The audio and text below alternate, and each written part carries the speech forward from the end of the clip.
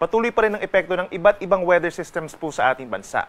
Una na dyan ay ang pag-ihip pa rin ng northeast monsoon or amihan sa may extreme northern Luzon. At ang shear line naman po sa may silangang parte ng northern Luzon, ito yung linya kung saan nagtatagpo po ang malamig na amihan at mainit na easterlies. At meron pa tayong Intertropical Convergence Zone or ITCZ sa timog at silangang parte po ng Mindanao. Ito yung linya kung saan nagtatagpo ang hangin from the northern and southern hemispheres, kaya magiging mataas na rin po ang tsansa ng ulan hanggang bukas. Base naman sa ating latest satellite animation, wala po tayong namamataan anumang low pressure area pa or bagyo na papasok ng ating Philippine Area of Responsibility sa mga susunod na araw.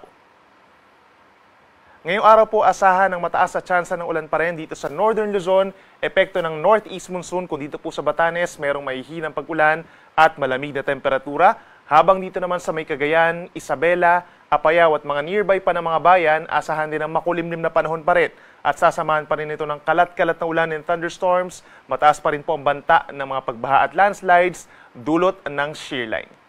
Sa natitirang bahagi naman ng Luzon, asahan pa rin ang bahagyang maulap at minsan maulap na kalangitan na sinasamahan pa rin po ng mataas na tsansa ng ulan kung dito sa may eastern side of Luzon, particularly sa paligid ng Sierra Madre, dito po sa may Aurora at sa may Quezon, sa may paligid ng Banahaw, at maging dito rin po sa may Bicol region, pagsapit ng hapon yan hanggang gabi. Habang sa Metro Manila at mga kalapit na lugar, may mga areas pa rin po, may mga times pa rin na makulimlim ang panahon, lalo na sa tanghali at sa hapon. Temperature natin sa Metro Manila mula 25 to 32 degrees, habang malamig pa rin po sa may Baguio mula 16 to 23 degrees Celsius. Sa ating mga kababayan po sa Palawan at sa malaking bahagi ng Visayas, iiral pa rin po ang bahagyang maulap hanggang kumisan maulap na kalangitan. May mga tsansa na po ng mga pag-ulan as early as this morning dito po sa gitnang bahagi ng Palawan, maging sa may Southern Leyte at sa may Eastern Samar. Habang pagsapit ng tanghali hanggang sa hapon, may mga areas din po sa natitirang bahagi ng Visayas, lalo na sa may Panay Island, ang magkakaroon ng pulu-pulong pag-ulan at mga thunderstorms. Temperature natin sa Metro Cebu mula 26 to 31 degrees Celsius. At sa ating mga kababayan po sa Mindanao, magdala ng payong for today dahil aasahan na po as early as this morning ang mga paulan sa may Caraga and Davao region, kalat-kalat na ulan and thunderstorms.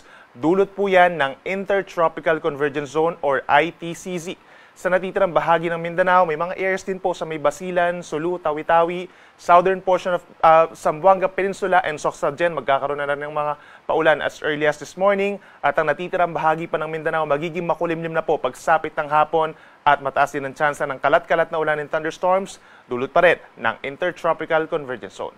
Temperature natin sa may Metro Davao hanggang 32 degrees, habang pinakamainit pa rin sa may Zamboanga City and Cotabato hanggang 33 degrees Celsius. For today, asahan pa rin po ang maalon na karagatan dito po sa may baybayin sa may Northern Luzon. Epekto pa rin po yan ng northeast monsoon or hanging amihan. Pero pagsapit mamayang gabi, unti-unti na itong lalakas. Posibleng umakyat sa hanggang 4 na metro pagsapit po mamayang gabi. At bukas, posibleng magkaroon na tayo ng gale warning kung saan posibleng umabot sa 4.5 hanggang 5 metro ang taas na ng mga pag-alon, lalo na sa may Batanes and Babueng Group of Islands. Ang natitirang baybayin po ng Luzon, Visayas and Mindanao, nasa kalahati hanggang 1 metro ang taas ng mga alon, at kapag may mga thunderstorms, posible ring umakyat sa 2.5 metro.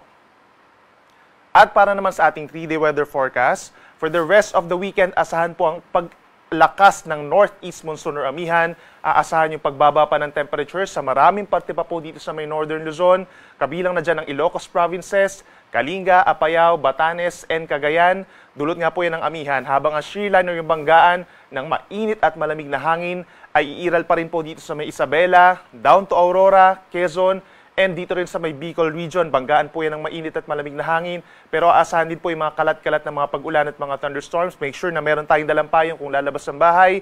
Habang ang malaking bahagi po ng Mindanao at dito rin sa may Eastern Visayas, nananatili pa rin ang epekto ng Intertropical Convergence Zone by tomorrow.